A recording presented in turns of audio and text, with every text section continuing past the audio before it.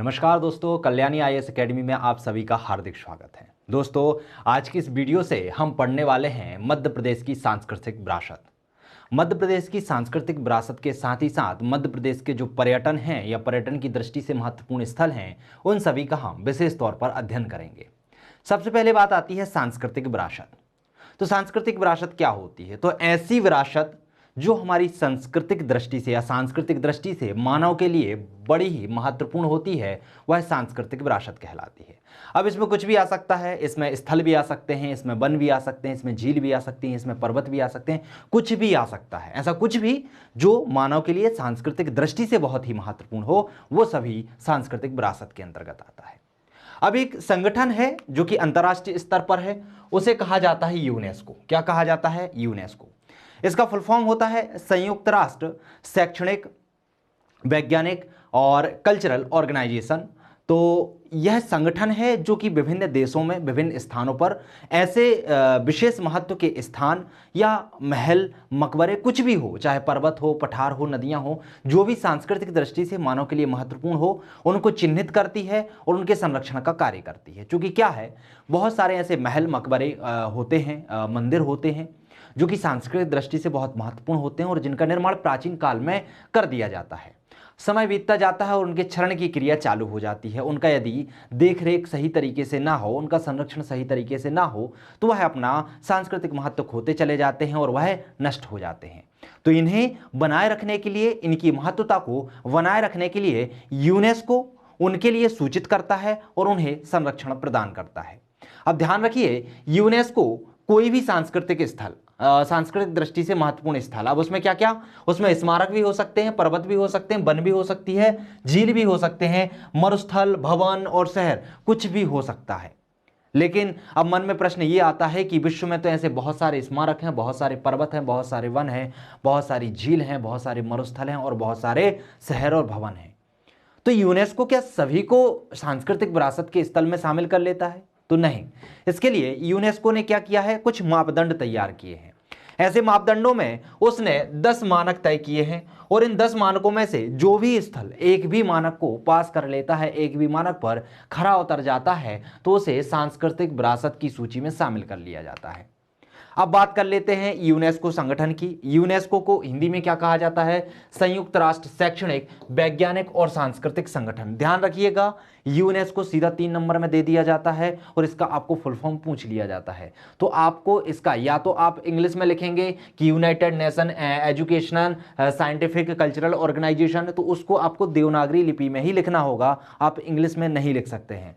या फिर आपको लिखना होगा संयुक्त राष्ट्र शैक्षणिक, वैज्ञानिक एवं सांस्कृतिक संगठन।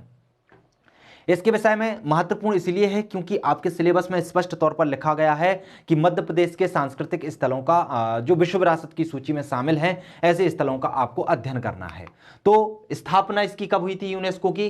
तो इसकी स्थापना हुई थी नवंबर 1945 में। लंदन में एक सम्मेलन चल रहा था, उस सम्मेलन के तहत यूनेस्को की स्थापना की गई थी और इसकी स्थापना का प्रमुख उद्देश्य यही था कि विभिन्न देशों में ऐसे स्थल, ऐसी जगह हैं जो कि मानव के लिए सांस्कृतिक दृष्टि से बहुत महत्वपूर्ण है, हमें उन्हें संरक्षण प्रदान करना है, उन्हें चिन्हित करना है, उन्हें विश्व विरासत की सूची में शामिल करना है और शामिल कर उसे अंतरराष्ट्रीय स्तर पर उसकी महत्वता को लोगों को जागरूक कराना है, महत्वता से लोगों को जागरूक कराना है, साथ ही साथ उसे हमें संरक्षण प्रदान करना है। इसका मुख्यालय कहां पर है? बहुत ही महत्वपूर्ण है, तो वह है पेरिस, फ्रांस में है। कहां पर है? पेरिस में है, जो फ्रांस में आता है। इसके पूर्वकालिक सदस्यों की संख्या कितनी है? 195 है और इसके सहयोगी सदस्यों की संख्या है 10। तो ये बहुत ही महत्वपूर्ण है। सभी डेटा आपको याद रखना है कि यूनेस्को का फुल फॉर्म क्या है, इसकी स्थापना कब हुई थी, इसका मुख्यालय कहां पर है, इसके पूर्वकालिक सदस्य कितने हैं और इसके सहयोगी सदस्य कितने हैं। यह है संयुक्त राष्ट्र संघ का अनुषंगी निकाय है। ध्यान रखिए, ये भी आपको ध्यान रखना है क्योंकि बहुत सारे संगठन ऐसे हो जाते हैं जो संयुक्त राष्ट्र संघ के अनुषंगी निकाय नहीं होते, लेकिन यूनेस्को संयुक्त राष्ट्र संघ का ही अनुषंगी निकाय है। अब भारत इसमें कब शामिल हुआ था? तो भारत इसमें शामिल हुआ था नवंबर 1946 को। इसका पूर्वकालिक सदस्य बन गया था और इसमें 165 देशों में इसने क्या किया है? 165 देशों में 1052 स्थलों को विश्व विरासत सूची में शामिल किया हुआ है। 1052 स्थलों को संरक्षण प्रदान किया हुआ है।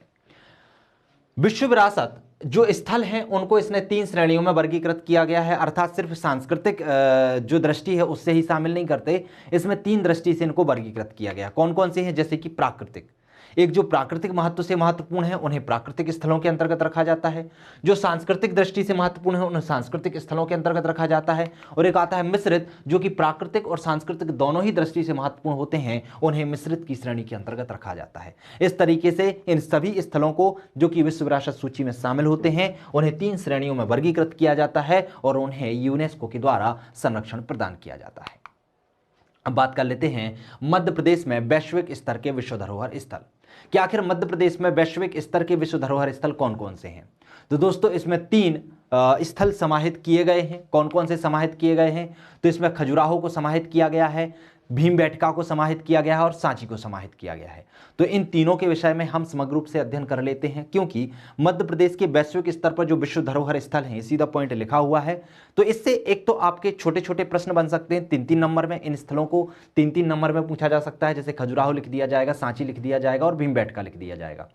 दूसरा, इसको आपको 5 नंबर में भी पूछा जा सकता है, आपको एक एक स्थल के नाम ही लिखे होंगे और उनकी विशेषताओं के विषय में आपसे पूछा जाएगा।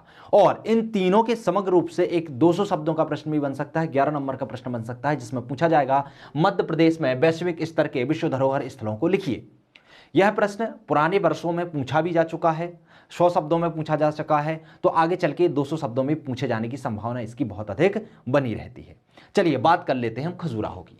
तो खजुराहो कहां पर है? तो यह मध्य प्रदेश के छतरपुर जिले में स्थित है। कहां पर है? मध्य प्रदेश के छतरपुर जिले में स्थित है। खजुराहो मंदिरों को ध्यान रखिएगा, पूरे खजुराहो को विश्व धरोहर सूची में शामिल नहीं किया गया है। यूनेस्को की विश्व धरोहर सूची में खजुराहो के मंदिरों को शामिल किया गया है। किन्हें शामिल किया गया है? मंदिरों को। और इन मंदिरों की विशेषता यह है कि ये मंदिर नागर शैली में निर्मित हैं। अब मन में प्रश्न आ रहा होगा कि नागर शैली क्या है? तो दोस्तों मंदिर निर्माण की शैली है, आपने प्राचीन इतिहास में पढ़ा होगा। मंदिर निर्माण की शैली में आप नागर शैली, बैसर शैली और द्रविड़ शैली पढ़ते हैं। उत्तर भारत में जितने भी मंदिर बनाए गए हैं, मैक्सिमम मंदिरों में जो शैली अपनाई गई है वह शैली होती है कौन सी? नागर शैली। नागर शैली में क्या होता है? नागर शैली में एक चबूतरा बनाया जाता है, चबूतरे के यहाँ पर फिर सीढ़ियाँ बनाई जाती हैं चढ़ने के लिए, फिर यहाँ पर स्तंभ लगाए जाते हैं और इसका शीर्ष इस तरीके का होता है। तो इस तरीके के जो भी मंदिर होते हैं वह कौन से कहलाते हैं? नागर शैली के मंदिर कहलाते हैं। बैसर शैली, बैसर शैली नागर शैली और द्रविड़ शैली के मिक्स करके बनाई गई है, इनके मिश्रित रूप से बनाई गई है। इसमें नागर शैली और द्रविड़ शैली दोनों की ही विशेषताएं पाई जाती हैं। यह सतपुड़ा के नीचे और दक्षिण भारत के ऊपर अर्थात बीच भारत में जो भी शैली मंदिर निर्माण की बनाई जाती है या जिस शैली में मंदिर का निर्माण किया जाता है वह शैली कौन सी कहलाती है? बैसर शैली कहलाती है।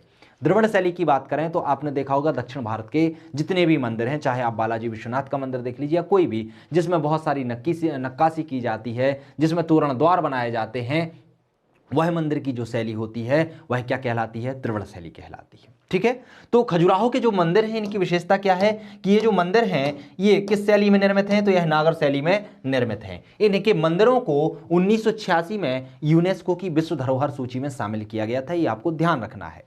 मध्य प्रदेश का पहला स्थल है जिसे विश्व धरोहर सूची में शामिल किया गया था। इसके मंदिर किस शैली में निर्मित है? तो नागर शैली में निर्मित है। और इसमें मंदिरों की संख्या कितनी है? तो 20 है। ये आपको ध्यान रखना है, खजुराहो के मंदिरों की संख्या 20 है। इनकी विशेषता यह है कि इन्हें नागर शैली में निर्मित किया गया है और इन्हें विश्व धरोहर सूची में 1986 में सम्मिलित किया गया था। इनका निर्माण किसने किया था? तो इसका निर्माण चंदेल शासकों द्वारा किया गया था। कब करवाया गया था? 10वीं 11वीं शताब्दी में किया गया था। और इसकी विशेषता ये है कि यह इसमें रति क्रीड़ा को बहुत ही मार्मिक तरीके से दर्शाया गया है, बहुत ही चित्रण तरीके से दर्शाया गया है। हो क्या रहा था कि इस समय में भक्ति आंदोलन की लहर बहुत तीव्र गति से चल रही थी और तीव्र गति से चलने के कारण बहुत सारे लोग, बहुत सारे राजा संन्यास की ओर अग्रसर हो रहे थे। लोग संन्यास धारण करने लगे थे, अपनी पारिवारिक जिंदगी को छोड़कर मोक्ष प्राप्ति के लिए संन्यास का मार्ग धारण कर रहे थे। तो इस समय सबसे बड़ी समस्या आ गई थी कि किस तरीके से हम अपने वंश को आगे बढ़ाएंगे, क्योंकि यदि सभी लोग आश्रम व्यवस्था या संन्यास को धारण कर लेंगे तो उससे तो जो परिवार है, परिवारवाद खत्म हो जाएगा और जो वंशवाद है वह समाप्त हो जाएगा, अगली पीढ़ी आ ही नहीं पाएगी। तो लोगों को इस क्रिया की ओर रुचि जागृत करने के लिए इन मंदिरों का निर्माण करवाया गया था और इन मंदिरों का निर्माण चंदेल शासकों ने करवाया था। और कब करवाया था? तो 10वीं 11वीं शताब्दी में करवाया था।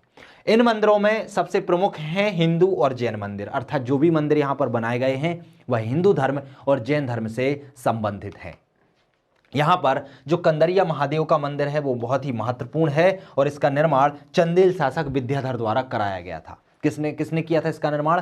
विद्याधर ने करवाया था। तो ये आपको ध्यान रखना है, कुछ डेटा है और भी इसकी विशेषताएं हैं। उन विशेषताओं को हम आगे जाके फिर से जब हम पर्यटन स्थलों का अध्ययन करेंगे तो वहाँ पर और विशेषताओं को भी देख लेंगे। इस क्वेश्चन को मैंने 200 शब्दों के रूप में फ्रेम किया हुआ है, इसलिए मैंने यहाँ पर थोड़ी सी कम जानकारी रखी है। तो मेन जानकारियाँ रखी हैं क्या कि ये मंदिर किस शैली में निर्मित हैं, कब इन्हें यूनेस्को में शामिल किया गया था, संख्या कितनी है, कब इनका निर्माण हुआ था, किसने करवाया था और यह मंदिर किससे संबंधित है। बात कर लेते हैं अगले विश्व धरोहर सूची की, जिसका नाम है सांची। सांची रायसेन में आता है और इसे विश्व धरोहर स्मारक में या विश्व धरोहर सूची में कब शामिल किया गया था?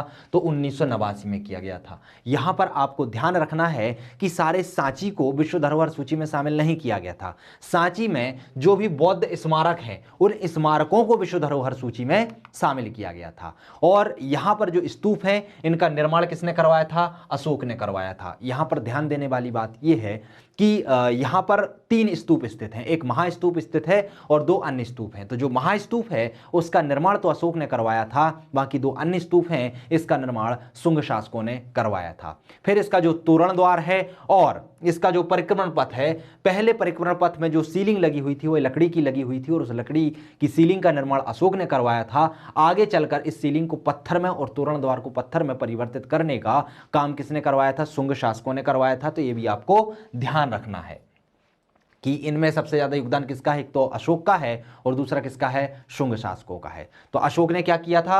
लकड़ी का पथ बनवाया था और लकड़ी की ही सीलिंग बनवाई थी। तोरण द्वार भी लकड़ी का था, लेकिन पत्थरों का निर्माण और इसका पुनरुद्धार किसने किया था? शुंग शासकों ने करवाया था। इसमें भगवान बुद्ध के मानव आकृति को नहीं दर्शाया गया है, क्योंकि हर जगह हम देखते हैं भगवान बुद्ध की मानव आकृति को दर्शाया गया, यहाँ पर नहीं दर्शाया गया है। और यह एकमात्र ऐसा बौद्ध स्थल है या स्तूप है जहां पर भगवान बुद्ध कभी भी नहीं आए। यहां पर इनके शिष्यों की अस्थियों को रखा गया था।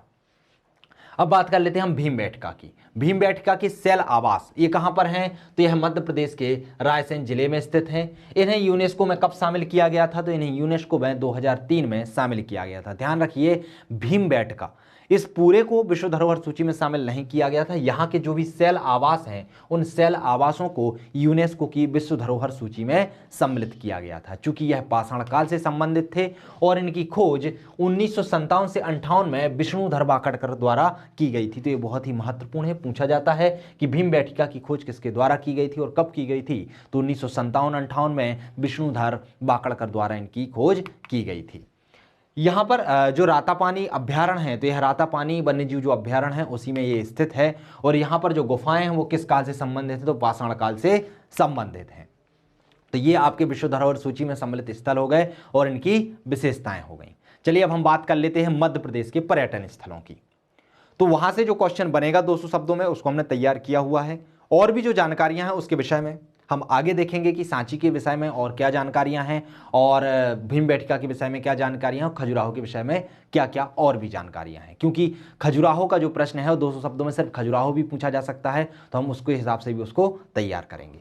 क्लियर हुआ? चलिए आगे बढ़ते हैं मध्य प्रदेश के पर्यटन स्थलों के विषय में। पर्यटन स्थलों को समझने के लिए हम इसे 4 भागों में वर्गीकृत करके समझते हैं। पर्यटन स्थल के अंतर्गत हम ऐतिहासिक, मध्य प्रदेश के जो भी ऐतिहासिक स्थल हैं उनका अध्ययन करते हैं।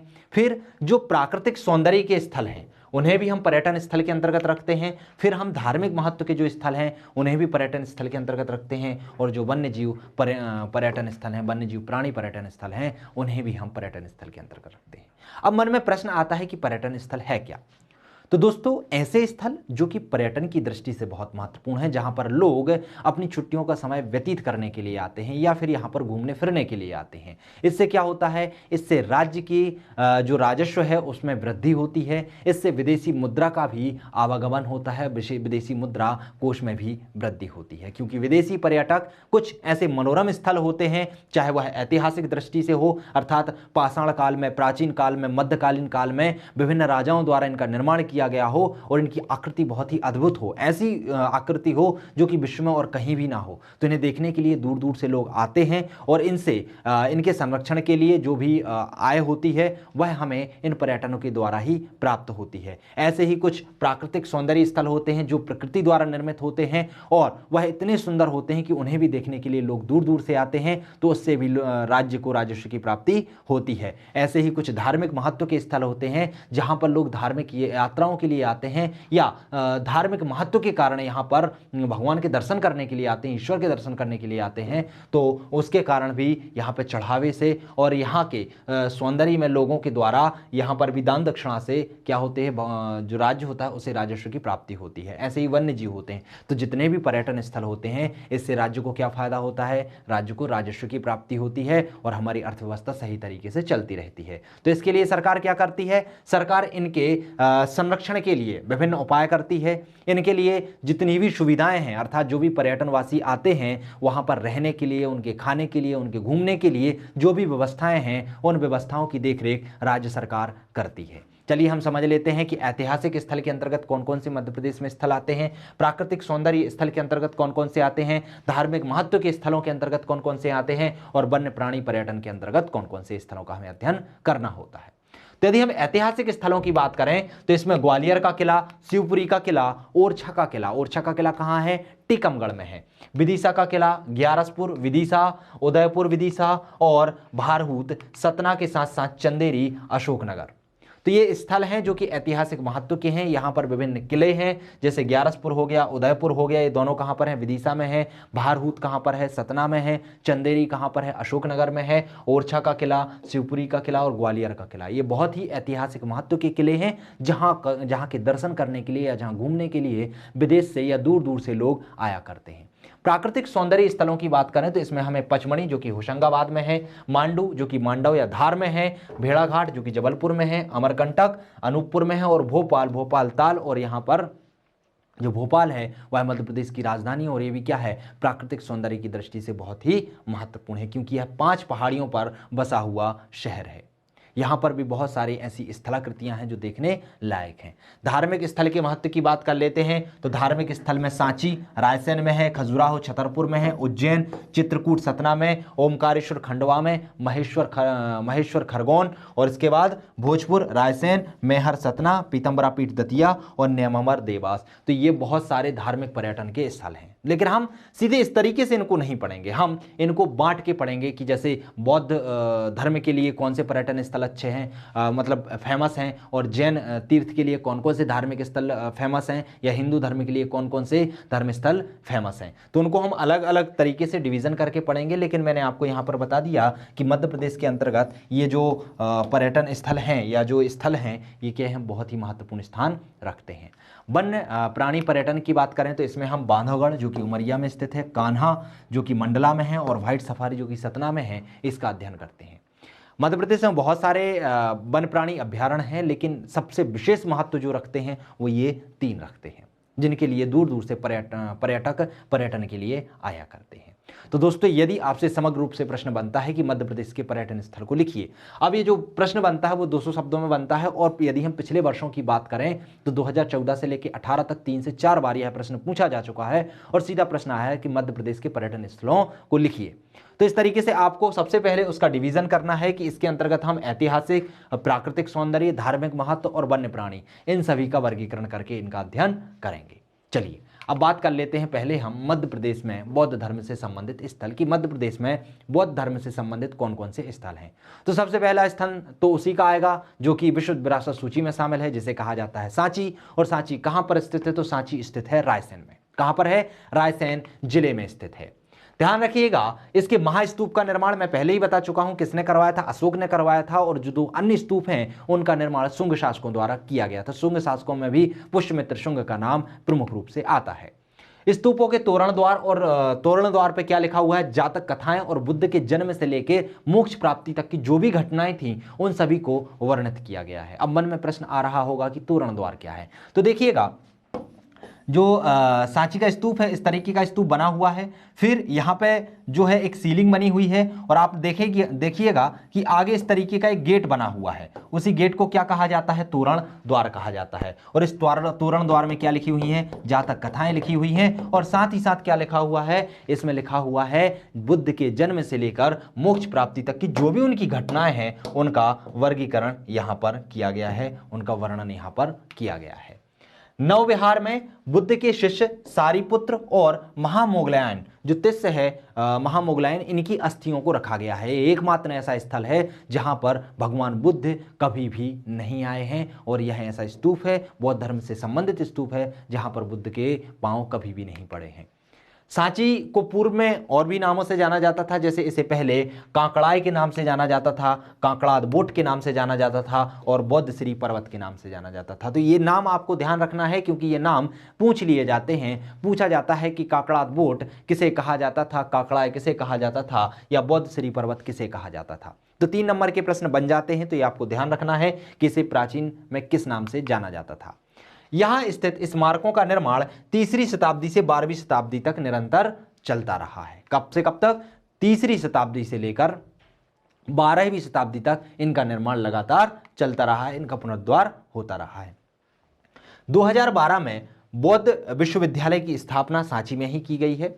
यहाँ पर बौद्ध धर्म से संबंधित शिक्षाएं प्रदान की जाती हैं और वहाँ पर आपसी ग्रेजुएशन और मास्टर डिग्री कराई जाती है। तो क्लियर हुआ ये प्रश्न जो भी बनेगा। मान लीजिए सांची से 200 नंबर का भी प्रश्न, 200 शब्दों का प्रश्न बन जाता है 11 नंबर का, तो आपको थोड़ी सी जानकारी मैंने यहाँ पर लिख रखी है और थोड़ी सी जानकारी आपको पिछले जब हम विश्व धरोहर की सूची पढ़ रहे थे तो वहाँ पर लिख रखी है। उसमें से कुछ चीज़ें हैं जिनको आप इसमें ऐड करके इसको बड़ा क्वेश्चन, बड़ा आंसर बना सकते हैं। लेकिन सांची अकेला आपसे 200 शब्दों में पूछे ये नामुमकिन है। 200 शब्दों में सिर्फ सांची नहीं पूछेगा, 200 शब्दों में प्रश्न ऐसा आएगा कि आपके पास वर्ड तो बहुत ज़्यादा होंगे लेकिन उनको आपको कंसाइज करके लिखना होगा, उनको आपको छोटा करके लिखना होगा। जैसे कि पर्यटन स्थल, सारे पर्यटन स्थल वह आपसे 200 शब्दों में पूछ लेगा और कहेगा आप 200 शब्दों में सारे के सारे पर्यटन स्थल और उनकी विशेषताओं का वर्णन कीजिए। 5 नंबर में आपसे क्या पूछ लेगा? 5 नंबर में आपसे विश्व धरोहर सूची पूछ लेगा या फिर सांची पूछ सकता है। क्लियर हुआ? अर्थात आपके पास डेटा तो बहुत सारा है लेकिन उस डेटा में आपको क्या लिखना है और कब लिखना है ये आपको आना चाहिए। चलिए आगे बढ़ते हैं और देखते हैं अन्य बौद्ध स्थलों को। तो उसमें आते हैं सारूमारू की गुफाएं। जो सारूमारू की गुफाएं वो कहां पर हैं? सीहोर में हैं। सीहोर के कहां पर हैं? पनगुड़ारिया गांव में स्थित हैं। तो ये आपको ध्यान रखना है कि सारूमारू की गुफाएं सीहोर के पानगुड़ारिया गांव में स्थित हैं। इनका निर्माण भी किसने करवाया था? अशोक ने ही करवाया था। तो ध्यान रखिएगा जितने भी बौद्धकालीन स्मारक हैं मध्य प्रदेश में उनका मैक्सिमम का निर्माण किसने करवाया था? अशोक ने ही करवाया था। इसकी बाहरी दीवारों पर भीम बेटिका के समान क्या है? पेंटिंग है। जिस तरीके से भीम बेटिका में भित्ति चित्रों का वर्णन किया गया है, भित्ति चित्र बनाए गए हैं पाषाण काल में जो निर्मित थे, वैसे ही चित्र यहां पर भी निर्मित हैं। फिर आती हैं बाघ की गुफाएं। बाघ की गुफाएं कहां पर हैं? धार में हैं। और यह गुप्तकालीन गुफाएं। कैसी गुफाएं हैं? गुप्त काल के समय इनका निर्माण किया गया था और इनका निर्माण कहां पर किया गया है? तो विंध्याचल पर्वत पर किया गया है। तो ये आपको ध्यान रखना है। सीधे सीधे पूछ लिया जाता है कि बाघ की गुफाएं कहां पर हैं, तो आपको पता होना चाहिए कि विंध्याचल पर्वत में है। किस जिले में आती हैं? तो धार जिले में आती हैं। और कब की हैं? तो गुप्तकालीन गुफाएं हैं। और यह किस नदी के किनारे हैं? तो यह बागनी नदी के तट पर स्थित है। कौन सी नदी के तट पर? बागनी नदी के तट पर। और इनकी तुलना किससे की जाती है? तो इनकी तुलना अजंता की गुफाओं से की जाती है। तो ये चीजें आपको ध्यान रखना है कि बाघ की गुफाएं धार के अंतर्गत आती हैं। ये जो गुफाएं वह गुप्तकालीन है और विंध्याचल पर्वत पर स्थित हैं, बागनी नदी के किनारे स्थित है। साथ ही साथ इनकी तुलना अजंता की गुफाओं से की जाती है। इन गुफाओं की संख्या कितनी है? 9 है। 9 थी पहले जब ये बनाई गई थी तो 9 इनकी संख्या थी। वर्तमान में यह नष्ट हो चुकी हैं और इनमें जो 5 गुफाएं हैं वही शेष बची हुई हैं। क्लियर हुआ? इनकी खोज किसने की थी? तो जो बाघ की गुफाएं हैं, बाघ की गुफाओं की खोज 1818 ईस्वी में डेंजर फील्ड महोदय ने की थी। किसने की थी? डेंजर फील्ड महोदय। तो ये आपको ध्यान रखना है क्योंकि जो भी खोज है वह बहुत ज़्यादा पूछी जाती हैं और उनसे प्रश्न अक्सर करके बनते रहते हैं। तो ये आपको ध्यान रखना है कि इनकी खोज किसने की थी? डेंजर फील्ड ने की थी। गुफा नंबर 2 का नाम क्या है? गोसाई गुफा है। और गुफा नंबर 3 का नाम हाथी खाना है। तो ये गुफाओं के नाम भी पूछ लिए जाते हैं। तो इतनी जानकारी आपको रखना है। यदि 5 नंबर में आपसे प्रश्न पूछ लिया जाता है बाकी गुफाएं, तो बाकी गुफाओं के विषय में कुछ जानकारी आपके पास होनी चाहिए कि यह गुप्तकालीन गुफाएं हैं, विंध्याचल पर्वत पर और बागनी नदी के तट पर स्थित हैं और इनकी तुलना अजंताओं की गुफाओं से की गई है। इनकी कुल संख्या 9 थी, लेकिन सिर्फ 5 ही शेष बची हुई हैं और इनकी खोज 1818 में डेंजरफील्ड महोदय ने की थी। 9 गुफाओं में से जो 5 शेष बची हैं उनमें गुफा नंबर 2 का नाम गोसाई गुफा है और गुफा नंबर 3 का नाम हाथीखाना गुफा है। तो इस तरीके से इस प्रश्न को हम पूर्ण करेंगे। अगली गुफा की बात कर लेते हैं, तो वो है देवरी कुठार। देवरी कुठार कहां पर है? रीवा में है। यह भी अशोककालीन निर्मित क्या है? स्तूप है। अशोक के द्वारा निर्मित स्तूप है और स्तूप जो भी होते हैं वो बुद्ध धर्म से ही संबंधित होते हैं। फिर भरहूत जो स्तूप है वह कहां पर है? सतना में है। इनकी खोज किसने की थी? तो इनकी खोज कनिंघम महोदय ने की थी। किसने की थी? कनिंघम महोदय ने की थी। और भरहूत स्तूप का निर्माण भी अशोककालीन माना जाता है, परंतु इसका जो पुनर्विकास है या पुनरुद्धार है वो किसने किया था? शुंग शासकों द्वारा कराया गया था। तो ये हुए बौद्धकालीन जो धार्मिक स्थल है मध्य प्रदेश के वो। अब हम बात कर लेते हैं जैन तीर्थ से संबंधित स्थल या जैन धर्म से संबंधित मध्य प्रदेश के अंतर्गत आने वाले स्थल।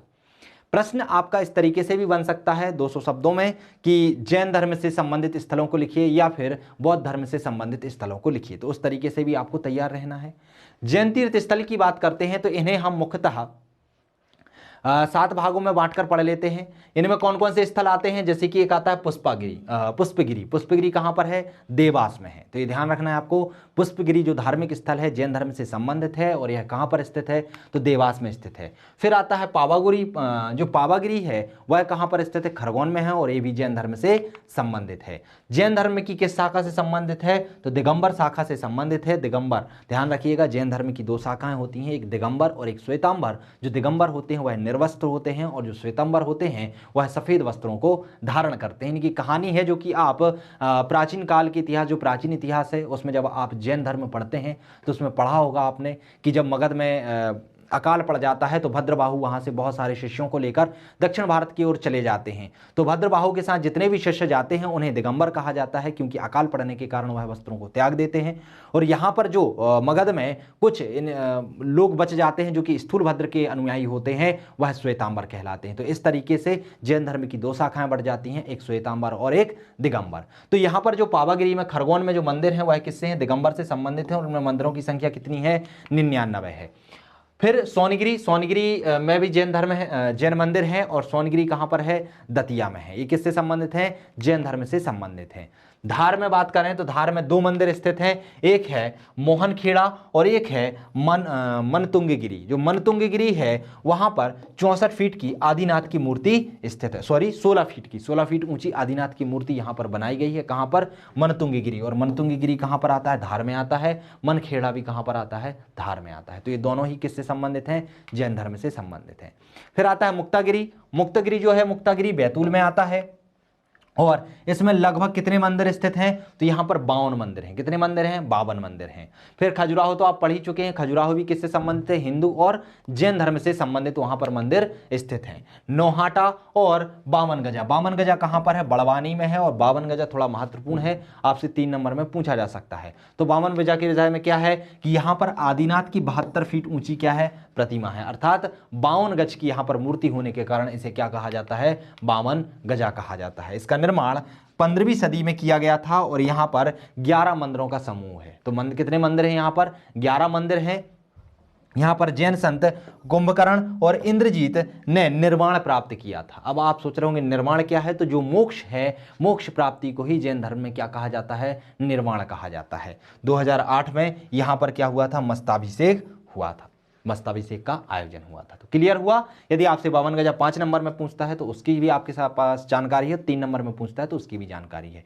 सबसे पहला पॉइंट तो आप यही लिखेंगे कि यह जैन धर्म से संबंधित मध्य प्रदेश के अंतर्गत आने वाला तीर्थ है जो कि बड़वानी के अंतर्गत आता है। यहां पर आदिनाथ की 72 फीट ऊंची क्या है? प्रतिमा है, जो कि 52 फीट की होने के 52 गज की होने के कारण इसे 52 गजा कहा जाता है। इसका निर्माण 15वीं सदी में किया गया था। यहाँ पर 11 मंदिरों का समूह है और यहाँ पर जैन संत कुंभकर्ण और इंद्रजीत ने निर्माण प्राप्त किया था तथा 2008 में महामस्ताभिषेक का आयोजन यहाँ पर किया गया था। तो इस तरीके से इस प्रश्न को आप लिख सकते हैं। क्लियर हुआ। चलिए आगे बढ़ते हैं और हम देख लेते हैं मध्य प्रदेश के अंतर्गत आने वाली प्रमुख गुफाएं। ये भी क्या हैं, ये भी तीर्थ स्थलों ये भी पर्यटन स्थलों के अंतर्गत आती हैं, क्योंकि गुफाओं के लिए भी देखने के लिए दूर दूर से लोग आते हैं। तो विभिन्न गुफाओं को हम देख लेते हैं।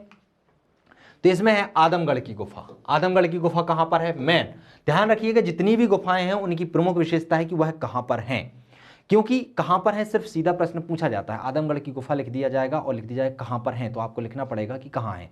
तो आदमगढ़ की गुफाएं कहां आती हैं, होशंगाबाद में आती हैं। और इनका उत्खनन करता कौन थे, इन्हें किसने खोजा था, तो इन्हें आरबी जोशी और एमडी खरे ने खोजा था। तो ये भी बहुत महत्वपूर्ण है, ये भी पूछा जाता है कि जो आदमगढ़ की गुफाएं, इनकी खोज किसने की थी, तो वह आरबी जोशी और एमडी खरे ने की थी। फिर उदयगिरी की गुफाएं विदिशा में है और इन गुफाओं की संख्या कितनी है, 20 है।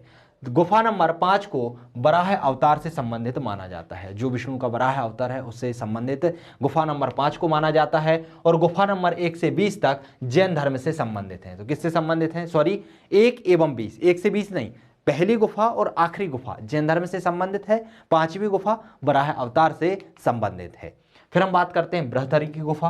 बृहदहरि की गुफा कहाँ पर है, मैंने आपको बताया था कि उज्जैन के कालियादेह मंदिर के समीप में बृहदहरि की गुफाएं हैं, जहाँ पर बृहदहरि ने अपनी साधना स्थली माना जाता है, अर्थात अपनी साधना को पूर्ण किया था। तो बृहदहरि की गुफाएं कहाँ पर हैं, उज्जैन में हैं। और इन गुफाओं की संख्या कितनी है, 9 है, ध्यान रखिएगा। और बृहदहरि कौन थे, तो यह है उज्जैन के राजा चंद्रगुप्त विक्रमादित्य जो थे उनके बड़े भाई थे। इनकी त्रय शतक बहुत ही फेमस है। इनका निर्माण किसने करवाया था इन गुफाओं का, तो इनका निर्माण परमार वंश के शासकों ने 11वीं सदी में करवाया था। कब करवाया था, परमार वंश के शासकों ने 11वीं सदी में इनका निर्माण करवाया था। फिर मारा की गुफाएं की बात करते हैं, तो मारा की गुफाएं कहां पर हैं, सिंगरौली में हैं। शंकराचार्य की गुफाएं कहां पर हैं, ओमकारेश्वर में हैं। और पांडव की गुफाएं कहां पर हैं, पचमणी होशंगाबाद में है। तो ये आपको ध्यान रखना है कि मारा की गुफाएं कहां पर आती हैं, शंकराचार्य की गुफाएं कहां पर आती हैं, पांडव की गुफाएं कहां पर आती हैं। कबरा, कबरा की गुफाएं कहां पर हैं, रायगढ़ की हैं। इसकी विशेषता यह है कि यहां पर गुफाओं की संख्या कितनी है, 11 है। तो ये ध्यान रखिएगा कि कबरा की गुफाओं की संख्या कितनी है, 11 है। और इनका निर्माण 5वीं शताब्दी में किया गया था और ये गेरुए और पीले रंग का इसमें इस्तेमाल किया गया है। इसका जो सजावट है वह गेरुए और पीले रंग से की गई है। बिलोवा की गुफाएं कहां पर हैं, ग्वालियर में है और इनका निर्माण 11वीं से 12वीं सदी के मध्य किया गया था। मृगेंद्रनाथ की गुफा, मृगेंद्रनाथ की गुफा की बात करें तो यह कहां पर है, रायसेन के पाटनी गांव में है, आपको ध्यान रखना है। मृगेंद्रनाथ की गुफा कहां पर है, रायसेन में, और रायसेन के कहां पर, पाटनी गांव में। तो दोनों ही नाम बहुत ही महत्वपूर्ण है, क्योंकि कभी वो आपसे रायसेन पूछ लेगा तो कभी आपसे पाटनी गांव पूछ लेगा। तो ये हुई मध्य प्रदेश के अंतर्गत आने वाली विभिन्न गुफाएं। अब हम बात कर लेते हैं दुर्ग, क्योंकि यहाँ के जो किले हैं वो भी बहुत महत्वपूर्ण स्थान रखते हैं। बहुत से लोग या बहुत से यात्री दूर दूर से यहाँ की यात्रा करने के लिए, इन्हें देखने के लिए आते हैं। तो पर्यटन स्थल के अंतर्गत इन्हें भी समाहित किया जाता है। दुर्ग की बात करें तो किला सबसे पहले महत्वपूर्ण है, ग्वालियर का किला। ग्वालियर का किला सबसे पहले हम बात कर लेते हैं ग्वालियर के किलों को ग्वालियर नाम से क्यों जाना जाता है। तो जो ग्वालियर शहर है चूंकि यहाँ पर स्थित है, और ग्वालियर शहर का नाम ग्वालियर गवाला ऋषि के सम्मान पर रखा गया था, गवाला ऋषि के नाम के आधार पर ही रखा गया था। यहाँ पर जो ग्वालियर का किला निर्मित है, इसका निर्माण 525 ईस्वी में किसने करवाया था, सूरजसेन ने करवाया था। ये बहुत ही महत्वपूर्ण है, ये प्रश्न पूछा जाता है कि जो ग्वालियर का किला है उसका निर्माण कब और किसने करवाया था, तो 525 ईस्वी में सूरजसेन द्वारा इसका निर्माण करवाया गया था। इसकी विशेषता यह है कि इसे पूर्व का जिब्राल्टर और किलों का रत्न कहा जाता है। क्या कहा जाता है, पूर्व का जिब्राल्टर और किलों का रत्न। सीधा प्रश्न 3 नंबर में यहां से बन जाता है कि पूर्व का जिब्राल्टर या किलों का रत्न किसे कहा जाता है। तो आपको पता होना चाहिए कि जो सूरजसेन द्वारा 525 ईस्वी में ग्वालियर का किला बनाया गया था उसे ही पूर्व का जिब्राल्टर और किलों का रत्न कहा जाता है। इसके अंतर्गत बहुत सारे महल स्थित हैं, महल आते हैं, कौन कौन से आते हैं वो हम देख लेते हैं। जैसे इसके अंतर्गत गुजरी महल आता है। कौन सा महल आता है, गुजरी महल। गुजरी महल का निर्माण किसने करवाया था, मानसिंह ने करवाया था, और अपनी पत्नी मृगनयनी के लिए करवाया था। किसके लिए करवाया था, मृगनयनी के लिए, उसकी याद में, उसके लिए वह गुजरी महल का निर्माण करते हैं। और निर्माण करने का श्रेय किसको जाता है, मानसिंह को जाता है। राजा मानसिंह ने इसका निर्माण करवाया था। तेली का मंदिर, ये भी किसके अंतर्गत आता है, जो ग्वालियर का किला है जिसे किलों का रत्न या पूर्व का जिब्राल्टर कहा जाता है उसके अंतर्गत ही आता है। तेली मंदिर की विशेषता यह है कि यहाँ का सबसे बड़ा मंदिर है और उत्तर भारत में द्रविड़ शैली में निर्मित एकमात्र मंदिर है। क्योंकि मैंने आपको बताया था कि मंदिर निर्माण की 3 शैलियां हैं, नागर शैली, बैसर शैली और द्रविड़ शैली। उत्तर भारत में जितने भी मंदिर बनाए गए हैं तो अधिकतम मंदिर किस शैली में बनाए गए हैं? नागर शैली में बनाए गए हैं। मध्य भारत में जितने भी मंदिर बनाए गए हैं वह बैसर शैली में बनाए गए हैं और दक्षिण भारत में जितने भी मंदिर बनाए गए हैं वह द्रविड़ शैली में बनाए गए हैं। लेकिन उत्तर भारत में जो तेली का मंदिर है वह एकमात्र ऐसा मंदिर है जो किस शैली में बनाया गया है? द्रविड़ शैली में, जो कि दक्षिण भारत में प्रचलित शैली है और इस शैली में इस मंदिर को बनाया गया है। फिर सास बहू का मंदिर, यह भी कहां पर आता है? ग्वालियर किले के अंतर्गत आता है। यह मंदिर विष्णु को समर्पित है। ध्यान रखिएगा, सास बहू लिखा हुआ है तो आप सास बहू मत समझिए। तो ये क्या है? सास बहू है, नाम है इसका, लेकिन यह भगवान विष्णु को समर्पित है। फिर मान मंदिर आता है जिसका निर्माण मानसिंह ने किया था। मानसिंह ने गुजरी महल का भी निर्माण करवाया था और मानसिंह ने मान मंदिर का भी निर्माण करवाया था। किलों के अंदर जौहर कुंड है, जो मान मंदिर है, मान मंदिर के अंदर जौहर कुंड स्थित है। जौहर कुंड जहां पर बहुत सारी राजपूत महिलाओं ने जौहर को प्रदान किया था। अब आप सोच रहे हो कि जौहर क्या है? तो इसमें क्या होता था कि जब राजपूत काल चल रहा था उस समय विदेशियों ने आक्रमण भी किया था। और विदेशियों में कौन थे उस समय? उस समय तुर्क थे। तो जब तुर्क आक्रमण करते थे या मुस्लिम या इस्लाम धर्म के लोग आक्रमण करते थे तो यह राजपूत जो महिलाएं होती थीं वह अपने सम्मान के लिए, अपनी आत्मरक्षा के लिए महल के अंदर एक बहुत बड़ा कुंड बना लेती थी और उसमें आग लगा देती थी और एक साथ बहुत सारी रानियां एक साथ उसमें स्वाहा हो जाती थी, अपने आप को भस्म कर लेती थी और उसे ही क्या कहा जाता था? जौहर कुंड कहा जाता था, जौहर प्रथा कहा जाता था। फिर इसी महल के अंदर, ग्वालियर महल के अंदर बादल का किला, जयविलास महल, चतुर्भुज मंदिर, सूर्य मंदिर और सूरज कुंड स्थित है। तो ये आपको ध्यान रखना है। क्लियर हुआ? चलिए आगे बढ़ते हैं।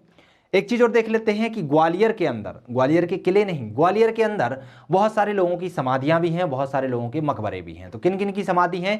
तो यदि आप 1857 की क्रांति में जाएंगी तो 1857 की क्रांति में 2 वीरांगनाओं ने बहुत ही बढ़ चढ़कर भाग लिया था। एक झांसी की रानी लक्ष्मीबाई और उनकी सहायिका झलकारी बाई। तो दोनों की ही समाधि कहां पर बनाई गई है? ग्वालियर में बनाई गई है। ऐसे ही यदि आप संगीत के क्षेत्र में जाते हैं तो संगीत के क्षेत्र में 2 लोग बहुत ही महत्वपूर्ण भूमिका निभाते हैं। एक मोहम्मद गौस और दूसरे तानसेन। तो मोहम्मद गौस तानसेन के गुरु थे और दोनों की ही समाधियां ग्वालियर में है, एक दूसरे के आजू बाजू स्थित हैं। तो इन 4 लोगों की समाधियां कहां पर हैं? ग्वालियर में हैं, जो ही महत्वपूर्ण स्थान रखते हैं। अब बात कर लेते हैं हम धार के किले। तो धार का किला कहां पर है? धार जिले में है। इसका निर्माण किसने करवाया था? तो मोहम्मद बिन तुगलक ने करवाया था 1344 ईस्वी में। कब करवाया था? 1344 ईस्वी में करवाया था। और किसने करवाया था? मोहम्मद बिन तुगलक ने करवाया था। जब वह धार में आया था, यहां पर आक्रमण किया था मालवा पर, तो वह धार में आने के लिए उसने कुछ दिन के लिए रुका था और यहां पर उसने धार के किले का निर्माण करवाया था। धार के किले में ही खरबूजा महल और शाह चंगल का मकबरा स्थित है। तो ये पूछा जाता है शाह चंगल का मकबरा कहां पर है? तो धार में है। और खरबूजा महल कहां पर है? तो धार में है। और किसके अंतर्गत आता है? धार के किले के अंतर्गत आता है।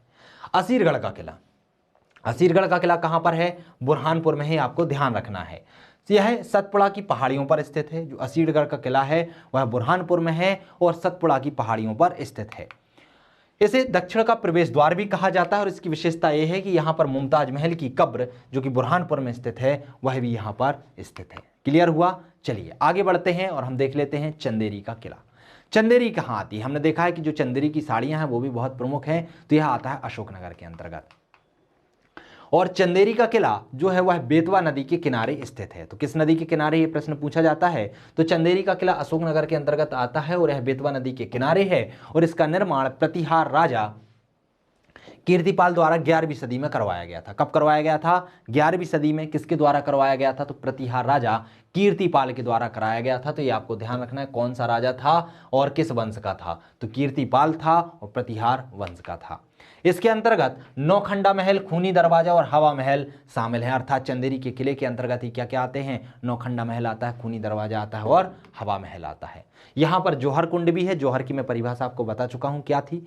जब बाबर ने यहां पर आक्रमण किया था तो इस समय 800 राजपूत रानियों ने एक साथ क्या कर लिया था? उस कुंड में कूदकर जौहर कर लिया था। उस कुंड में कूदकर अपने आप को समाप्त कर लिया था। तो यह जौहर कुंड, प्रश्न सीधे पूछा जाता है कि नौखंडा महल, खूनी दरवाजा, हवा महल और जौहर कुंड कहां पर स्थित हैं? तो यह चंदेरी के किले में, चंदेरी में स्थित है। बैजू बावरा की समाधि भी कहां पर है? चंदेरी में। ध्यान रखिए चंदेरी के किले में नहीं है लेकिन चंदेरी के अंतर्गत आती है, और चंदेरी कहां आता है? एक स्थान है जो कि अशोकनगर के अंतर्गत आता है। गिन्नौरगढ़ का किला, गिन्नौरगढ़ का किला रायसेन के अंतर्गत आता है, और इसकी प्रमुखता यह है कि इसका निर्माण 13वीं सदी में महाराजा उदयवर्मन ने करवाया था, और यहाँ पर तोतों की बहुलता पाई जाती है। इस किले पर क्या पाई जाती है? तोते की बहुलता पाई जाती है। बहुत सारे तोते यहाँ पर, रंग बिरंगे किस्म के तोते, अनेक वैरायटी के तोते यहाँ पर पाए जाते हैं। रायसेन का दुर्ग, तो रायसेन का दुर्ग 14वीं सदी में राजा राजवसंती द्वारा इसका निर्माण करवाया गया था। इसके अंतर्गत बादल महल, राजा रोहित महल और इत्रदार महल बनाए गए हैं। तो बादल महल, राजा रोहित महल और इत्रदार महल किसके अंतर्गत आते हैं? तो रायसेन दुर्ग के अंतर्गत आते हैं, और रायसेन दुर्ग का निर्माण राजा राजवसंती द्वारा करवाया गया था।